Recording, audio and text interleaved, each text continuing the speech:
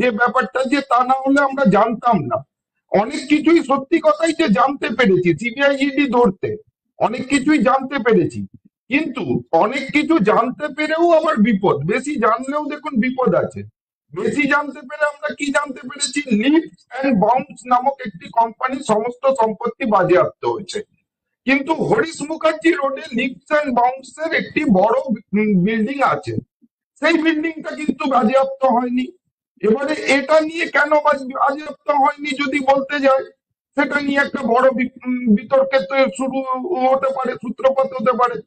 আজকে যদি যে সিবিআই ইডি যে করছে, তারা ইনভেস্টিগেশন অবশ্যই প্রয়োজন, কিন্তু অনির্দিষ্ট কাল ধরে, আপনি নারদা মামলার কি হয়েছে আজকে বলুন, কত দিন ধরে ইনভেস্টিগেশন হচ্ছে, সারদারই কত দিন ধরে হয়েছে, ট্রায়াল হচ্ছে, কজন দোষী সাব্যস্ত আলটিমেটলি হয়েছে। এই যে ইনভেস্টিগেশন প্রক্রিয়া, সাপ্লিমেন্টারি চার্জশিট, সবচেয়ে ভয়ঙ্কর সাধারণ মানুষের ঘটনা যে উনি বলছেন যে খালি সরকারি আধিকারিক। দেখুন ইলেকশনের যে খুনগুলো হয়েছিল, বিজেপি কর্মী খুন, তার মধ্যেও অনেকগুলো কিন্তু সিবিআই কে তদন্ত দেওয়া হয়েছিল, খুব কমেরই তার সুরাহা হয়েছে।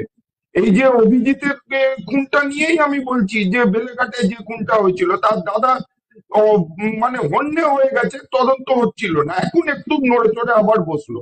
আবার সিমিলারলি ভাবে অভয়া কাণ্ডতেও অভয়ের বাবা মা অলরেডি সিবিআই এর এগেনস্টে জেহাদ ঘোষণা করেছেন।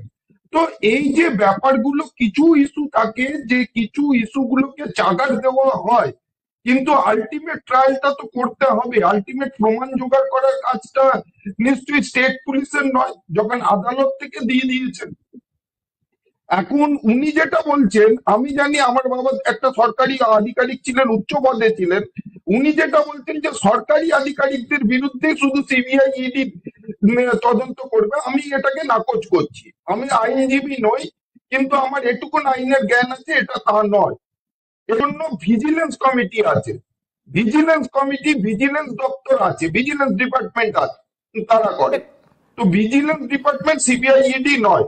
সিবিআই এর ইডির কাজ হচ্ছে যেগুলো আদালত দিচ্ছে বা যেগুলো তাদের কাছে তদন্তভার যাচ্ছে, যে কোনো সূত্রেই হোক না কেন, সেগুলো দ্রুত নিষ্পত্তি করা। আমরা দ্রুত নিষ্পত্তি কিন্তু দেখতে পাচ্ছি না। আর সিলেক্টিভ অ্যারেস্ট না করে আমি চাইছি, আমি বিরোধী দলনেতার সঙ্গে সম্পূর্ণ একমত, যেটা বলছেন উনি, মাথাটাকে ধরতে হবে। এই যে আমি বললাম হাবু গাবু শিবু দোলন, এদেরকে ধরে কোনো লাভ নেই। আসল মাথা যে যারা সেজে বসে আছে, তাদের ঘরে পৌঁছবে কবে না সিবিআই মানে বা ইডি? মানে সময় একেবারে শেষ। সাহস আমার নেই। একটাই প্রশ্ন রয়ে গেল যে আজ ওই মাথাটা কেন ধরা হবে, কারণ যেটা